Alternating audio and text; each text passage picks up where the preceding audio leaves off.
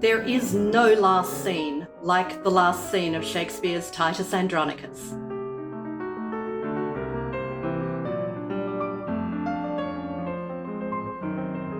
Nando V Movies has put out the call for one last scene, so who could resist sharing with you a little bit of juicy Shakespearean tragedy? But you know tragedies, they always end with bodies littering the floor, curtain to curtain all across the stage. What's different about Titus Andronicus? Well, it's not the stabbing. Pretty much all the tragedies have a lot of stabbing. No, it's not that. It's the pies. Well, it's not just the pies, but the pies have a lot to do with it.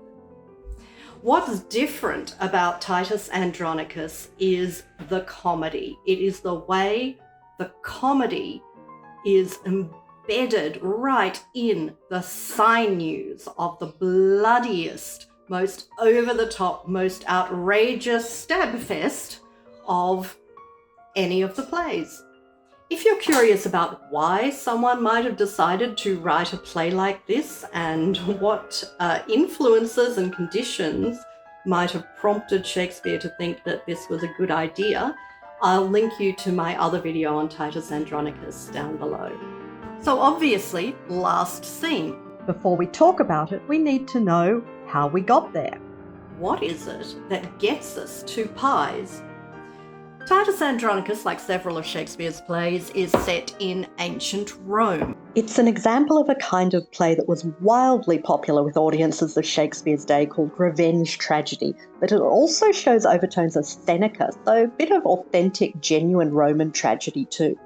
Titus is an old Roman general, and he has been away for years fighting the Goths. Now he's finally defeated them. He's lost many sons in the process. He's come back. With him, he is bringing in triumph noble prisoners from the Goths who've been fighting and resisting Rome for so long. He has the Queen of the Goths, Tamara. He has Tamara's sidekick / lover, Aaron, one of 3 explicitly black characters in Shakespeare's plays. He also has the Queen's 3 sons. Now, the first thing he does, and this is what sets us off, is sacrifice, that is, hew his limbs and throw them on the sacrificial fire, we're talking here, the proudest prisoner of the Goths, the Queen's eldest son. Now, she is understandably cranky about this, and luckily for her, she manages to catch the eye of the Emperor.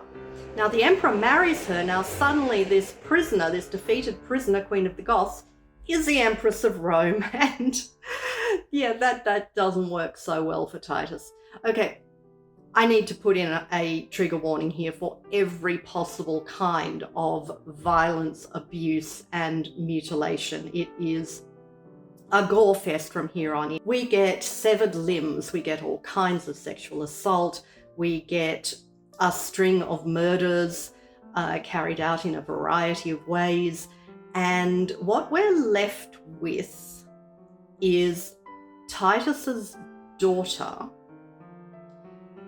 I'm really sorry, I've got to be kind of direct about this. What happens is the Queen's 2 sons, Chiron and Demetrius, rape Lavinia, Titus's daughter, but they also mutilate her in order to stop her from saying who did it. So they cut out her tongue and they also cut off her hands.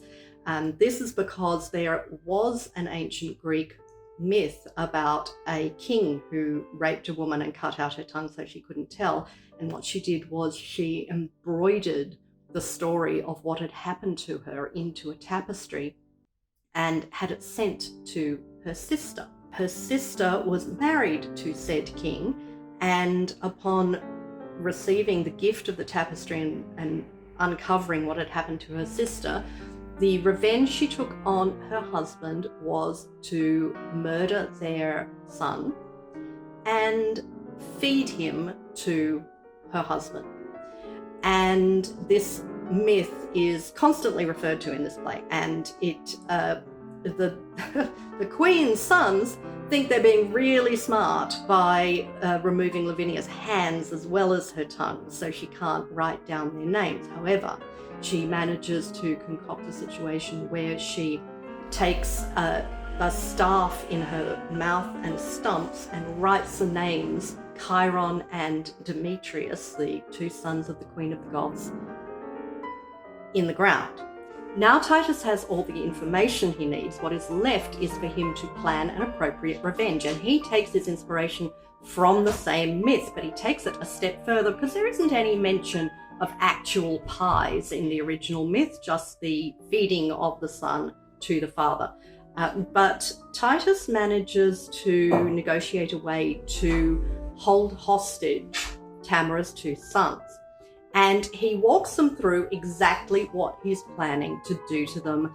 And this firstly involves slitting their throats while hanging them upside down, while Lavinia, the wronged Lavinia, holds a bowl underneath to catch their blood. Now he needs the blood because, "Hark, villains, I will grind your bones to dust, and with your blood and it I'll make a paste. And of the paste a coffin will I rear and make 2 pasties of your shameful heads." You heard it here. You see, it's really important that we as an audience hear ahead what's going to happen, because when we get to the last scene, it's just that little bit creepier when you understand what is going on.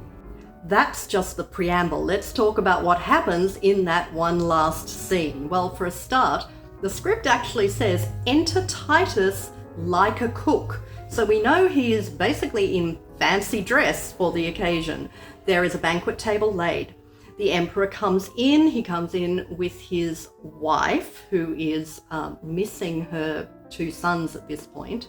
They are seated at the table, and it's Titus himself who brings out the food and lays it in front of them. Now, Lavinia is there too, but she is veiled. Before we get to the main event, we have a rather nasty little bit of patriarchal honor killing when Titus asks the emperor, he refers not to the myth of Procne and Philomel, but rather a different story. An evil judge attempted to ravish his daughter and he murdered his daughter. And so he asks the emperor, did Virgilius do the right thing? The emperor says, why, yes, of course, she shouldn't outlive her shame. So Titus says, yeah, thanks for that, very helpful. And Lavinia reveals her face and Titus stabs her. And all hell breaks loose, but what else breaks loose is rhyming couplets. Okay, so we're going to talk a little bit about the actual form of the script rather than just the events that happen, because this is the thing that is both astonishing, hilarious, perplexing, and the thing that makes this the most extraordinary one last scene, because rhyme is not what we usually use for stabby murders and tragedy.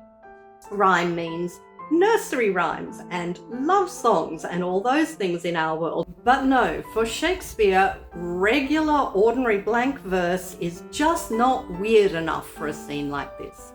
So the emperor says to Titus, why hast thou done this, unnatural and unkind? And Titus replies, killed her for whom my tears have made me blind.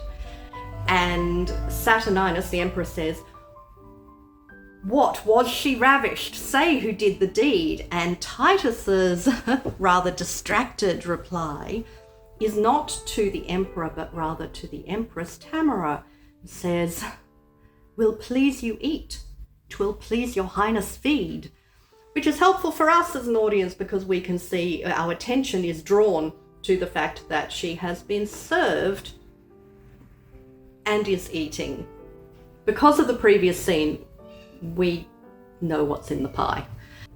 So Titus appears to be distracted, but what he's actually doing is A, rhyming, and B, getting our attention on Tamara and her eating. And she is the next one to respond to him. She says, why hast thou slain thy only daughter thus?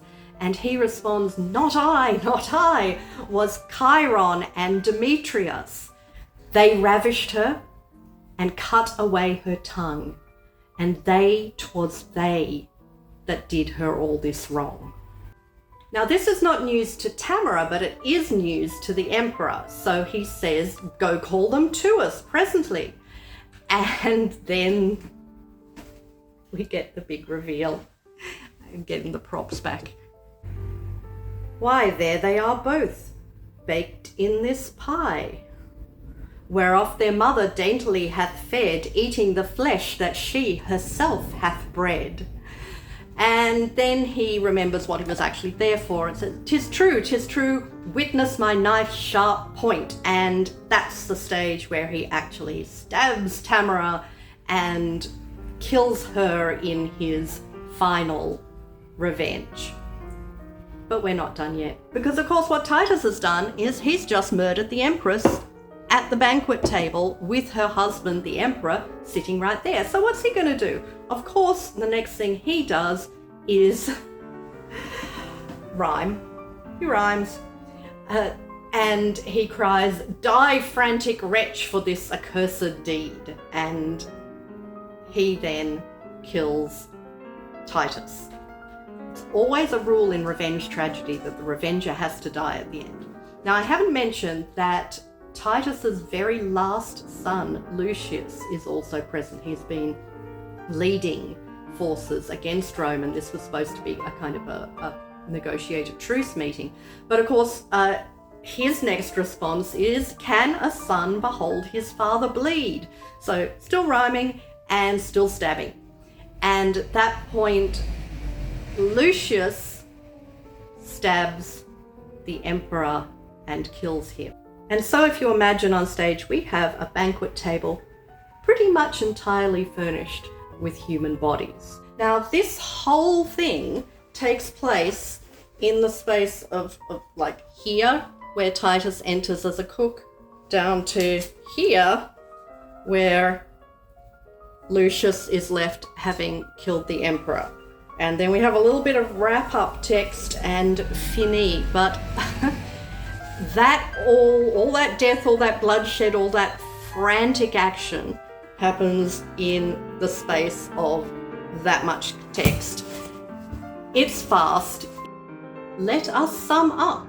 Lavinia stabbed, Tamara stabbed, Titus stabbed, Saturninus stabbed, Lucius left holding the bloody knife and the remains of 2 person pies on the table. What makes this a masterful last scene rather than merely a ludicrous one? I would not deny that it's bonkers, but what aspect of extreme human emotion is not? That's what our emotions are like. When things are intense, we experience that clashing of the profound, the absurd, the ridiculous, the moving, the elevated and the abasing all together. And when you watch this scene in the theatre, you go through each of those emotions with the characters on stage, and it leaves you pulverized but purged and with a sense of what the extremity of human emotion is made of. And there is nothing else like it. Thanks Nando V Movies for this really fun journey and this really fun wrap up. These actually smell really good. Hope there are no people involved.